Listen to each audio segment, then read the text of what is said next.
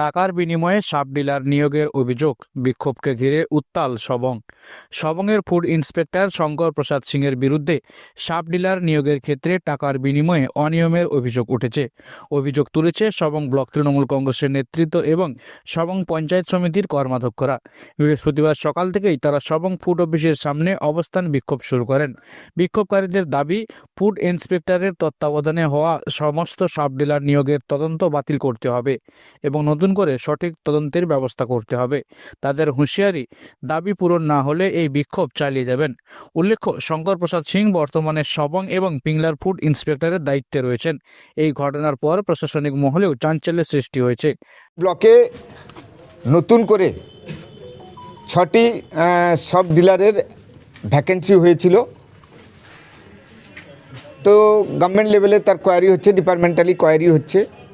সবং পঞ্চায়েত সমিতি ফুড ইন্সপেক্টরকে বলেছিল একটা কথা, যে আপনি যখন কোয়ারি করবেন নিরপেক্ষভাবে যেন কোয়ারি হয়, কারণ আপনি যখন বলেছেন যে প্রতিনিধি কেউ থাকবে না, পলিটিক্যাল কোনো নেতা থাকবে না, আপনি যখন করবেন সেটা যেন নিরপেক্ষভাবে এই তদন্তটা হয়।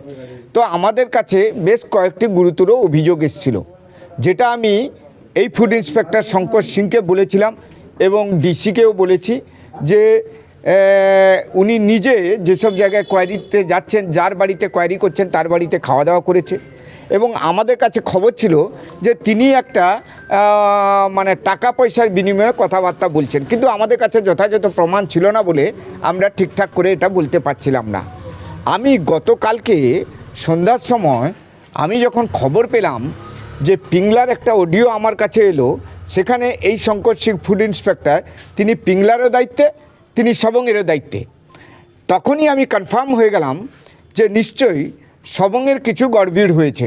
আমি তখন সঙ্গে সঙ্গে আমি জানতে পারলাম যে 13 তারিখ সবংয়ের যে সেন্টারটি নিয়ে ইনকোয়ারি হবে, মানে ইন্টারভিউ হবে ডিসি কন্ট্রোলের রুমে মেদিনীপুরে, সেখানে দুজনকে নট এলিজিবল করেছে, একজনকে এলিজিবল করেছে, সেটি যার বাড়িতে উনি খেয়েছিলেন এবং বহু টাকার বিনিময়ে যার সঙ্গে রফা হয়েছিল, আমাদের কাছে খবরটা ছিল।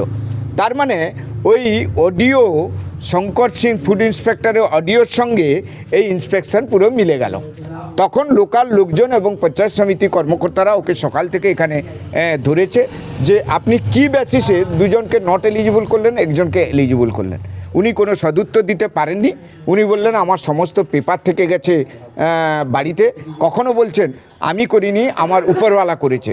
তাই এখানকার মানুষের ডিমান্ড যে সরকারকে কালিমালিপ্ত করবেন চেয়ারে বসে, আর মমতা ব্যানার্জিকে গালমন্দ করবেন, মানস ভূঁইয়াকে গালমন্দ করবেন এখানে চেয়ারে বসে, আর পাবলিক থেকে টাকা তুলে লোককে পাইয়ে দেওয়ার এই নীতি এই ফুড ইন্সপেক্টর কোনোভাবে এখানকার লোক মেনে নেবে না। কি চাইছেন এখন? এখানকার লোক ডিমান্ড করেছে অবিলম্বে একে গ্রেপ্তার করতে হবে এবং নতুন করে সমস্ত এই সব ডিলারগুলোকে আবার ইনকোয়ারি করতে হবে।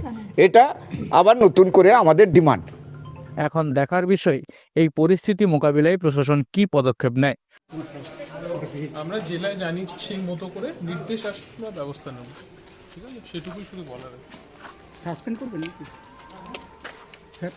এই বিষয়ে বাড়তি কিছু বলা যাবে না, জেলায় আমরা জানিয়েছি, সেই মতো নির্দেশ আসুক, আমরা কথা বলবো। একটি অডিও ক্লিপ ভাইরাল হয়েছে যেখানে টাকার বিনিময়ে কথা বলা যাচ্ছে, কোনো ব্যবস্থা নেবেন?